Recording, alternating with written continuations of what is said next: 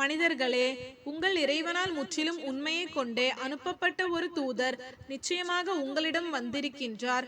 ஆகவே நீங்கள் அவரை நம்பிக்கை கொள்ளுங்கள், அது உங்களுக்கே மிக்க நன்று. நீங்கள் அவரை நிராகரித்து விட்டால் அல்லாஹுவுக்கு ஒன்றும் குறைந்து விடாது.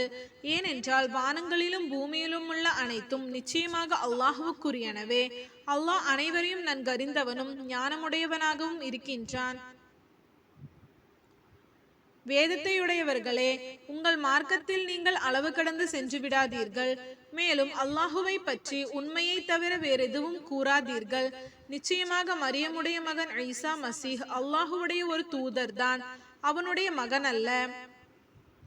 அன்றி அவனுடைய குன் என்ற வாக்கால் பிறந்தவராகவும் இருக்கின்றார். அல்லாஹ் தன்னுடைய வாக்கை மரியமுக்கு அளித்தான்.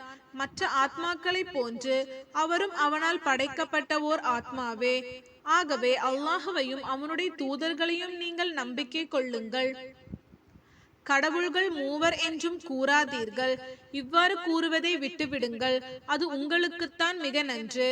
ஏனென்றால் அல்லாஹ் ஒருவன்தான் வணக்கத்திற்குரியவன், அவன் சந்ததிகளை விட்டும் மிக பரிசுத்தமானவன். வானங்கள் பூமியில் இருப்பவை அனைத்தும் அவனுக்கு உரித்தானவைகளே.